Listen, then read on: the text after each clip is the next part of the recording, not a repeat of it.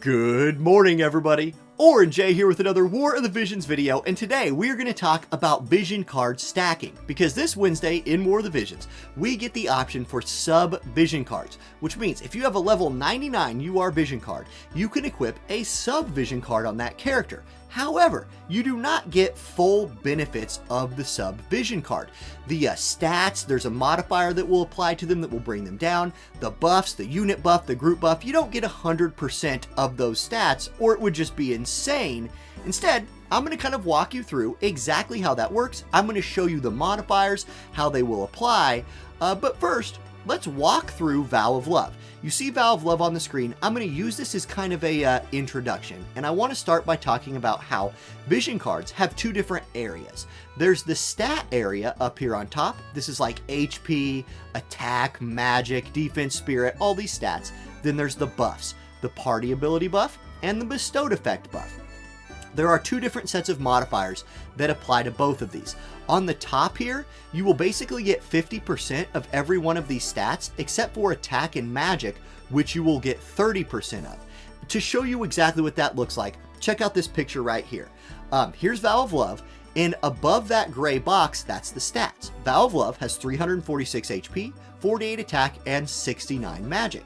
If you apply the modifiers by equipping it in a second slot, you will get 173 HP, you will get 14 attack, and 20 magic. So you're still getting some stats from the vision card, but just not the same amount, right? Then in that gray box, those are the buffs. So for the unit buffs, for the unit equipping Vow of Love, you would normally get slash attack up 20. In the sub slot, you would get 50% of that, which would be slash attack up 10. You would also normally get hate 5. You get 40% of your hate, which becomes hate 2. The group buff was attack up 30%. You get 50% of that for your group. It would be attack plus 15%. Crit evade 15 would turn into crit evade 12. So that's how Vow of Love breaks down if equipped into a sub slot. The modifiers for the stats are really easy to understand. I'll say them again. Those stat boxes, you get 50% of everything except for attack and magic, which you get 30% of. It's the group buffs and the single buffs that the modifiers are kind of all over the place. So I want to walk through those and tell you what the different ones are. But before I do that, I need to explain something that might happen. In the JP version of the game, they got this system introduced, and it was kind of all over the place, and it eventually became what they have now. I'm going to use the final numbers, the what JP has now, to talk about these, because if you're building vision cards, if you're planning for the future, you should think about what the system is ultimately going to be, in my opinion, not what it might be for us tomorrow. We might get the finished product tomorrow. They might just give Global what they decided was the better version, the unnerfed version. Or we might get the old JP version, the nerfed version, and then it will just change for us in a few weeks when it changed for JP. I don't know the exact timeline, just know I'm basing this off of what it will eventually be in Global. Okay, that's a long-ass introduction, let's start. The worst buffs, the worst ones that translate by percentage, are hate, single target, and AoE resist. Let's start with hate. Only 40% of hate on a vision card in a sub slot transfers over, but that's fine, right? Look at Vow of Love. Vow of Love normally gives the unit wearing it hate 5. With the sub slot, you're only getting hate 2, but that still is 2 initial hate. You run initial hate a lot of times, not for an enduring taunting buff, right? Not something that's gonna last you a whole fight. You run it to mess with the enemy's AI, you run it to mess with the enemy's movement, and with 2 hate, you will do the same amount of messing with the enemy AI as you will do with 5. It still buys you that initial hate, and then your tank, if that's who's wearing it, can cast a taunting spell or something like that to get more. So I actually don't hate the hate 40%, if you follow me. I think that's still good. I would not discourage running Vow of Love in a sub slot just for that reason. Now, with single and AoE resist, I put Death Machine on the screen here as an example. The AoE resist buff from Death Machine for your group is 20.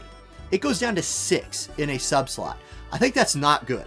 I would not run an AoE resist buff or a single target resist buff in a sub slot, because that is a huge nerf. At only 30%, it seems not worth it. Okay, let's skip to the next group. This is the biggest group. It is the 50% club. all of the buffs that you see on that side of the screen in a sub-vision card slot, you will get 50% of. That's luck, attack, magic, elemental attack, critical damage, any killer like human killer, esper killer, elemental killer, whatever, accuracy evade, critical hit rate, defense spirit, elemental resist, attack type up, that's like slash attack up, attack type resist, that's like slash attack resist, and attack type penetration, that's like slash attack penetration.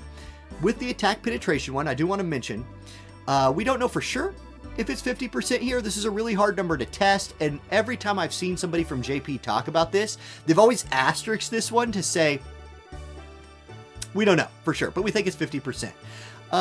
With these, right, let's look at Ifrit, for example. Ifrit has an attack buff, right? In fact, let's jump into the game here, and let's look at Ifrit's vision card. This is really easy to pull up. Ifrit is a colorless, right, elementalist group attack buff. You can see it right here. Attack up 50%. Say you were playing with a wind team, and in your wind team, you were running in the primary slot a vision card that gave wind units attack up. We can find one here. We have one of those. It's Flowdie, right? It's one of our newer vision cards. Let's go look at Flowdie. Here he is. Big golden Ahriman Flowdie. It gives your wind units attack up 25%. If you had this equipped in your main slot, obviously you get all 25% of that. If you were to throw Ifrit in a sub-vision card slot in that group, you would get another 25% attack up to be a total of a 50% attack up buff. They stack. These buffs stack from main to sub. In the past, you could not run Flowdie on like your first unit and Ifrit on your second unit to get both those buffs. But from the sub slot, it will stack with a primary slot buff. I hope that's clear. I hope that makes sense. That's something I was very confused about for a while, but I think is really powerful. Okay, let's go next. The 80% Club. These are the vision card buffs that the game developers were like, look, having 2 of these stack wouldn't be so OP. We'll let 80% of it carry over into the sub slot. That is going to be ailment resist. That's like poison resist, confusion resist, stuff like that. It's acquired AP up, dexterity, health, which is the big one here in my opinion, TP, defense debuff resist, spirit debuff resist, activation time, and critical evade. In my opinion, the 3 big ones here for me are acquired AP up. I think that's it's a really powerful sub-vision card. I think casting time down is a very good one for like mage groups. And then I think, which is the same as activation time, by the way. And then health. If you ran a golem, for example, like let's go look at the golem vision card for a second. This is a card that's been in the game forever and has been hard to use lately unless you're running like a mono earth team that's trying to fight lightning. But golem gives your HP 25% to your whole group. In a sub slot, you would get 80% of this, right? Now, I don't have that math on me right now, but that's something like, 20-ish. The math people out there can do that in their head real quick. You'll get a nice HP buff having this vision card slotted into your group in a sub slot. So there's an example of how that one would work, and that's the 80% club. Now, we have the 100% club. This is, in my opinion, going to be one of the most impactful sub-vision card areas for PvE. There's only 2. Only 2 buffs from the sub slot get all 100%. It is max damage up and acquired JP. Let's start with acquired JP. This is a cool one because if you have a unit you're trying to work on and just build their JP up real quick, you can give them 2 acquired JP cards in the main slot and the sub slot, and they get all of it. That's cool. Just a nice quality of life thing right there. It's the max damage up that's absolutely OP. Look at the 2 cards on the screen here. You got Twin-Headed Dragon and you have Tentacle Monster. I knew I'd forget. Mind Flayer. Tentacle Monster Mind Flayer. That's his actual in-game name. Let's go look at those vision cards real quick. Because both of those vision cards give you damage limit up. Two-Headed Dragon gives a colorless 2500 damage limit up, right? That's really big for PvE events like raids, like Trials of Reckoning, where you're going for maximum damage. So when you're doing these big chains, you're not just hitting for 999, you're actually hitting for 2500 more than that. Now, say you're running a water team, right? Let's go find old Tentacle Monster Mind Flayer here. Damage limit up 2000 more. In fact, this is not even just for water. This is a generic vision card. that adds a whole nother 2,000 damage up to your squad. So now it's 4,500 damage limit up. That's huge. You guys, like, big PvE events just got nutty with these. Yeah, like guild raids, those max scores are about to go way up. Trials of Reckoning scoring is going to be all over the place now. This is a massive buff to PvE. If you're like your unit walks up there and drops a big hit, boom, huge damage. So this is what I think will be most impactful for most players, because I think everybody does PvE in this game. While there's maybe select few people who like really care about PvP to like, I don't know, it's all huge. It's all huge. I just wanted to give you the rundown real quick there. And that is the rundown. So, will we get the nerfed version or will we get the final version on day one? We will have to wait and see for ourselves, but that's how it works and that's how it's ultimately going to look.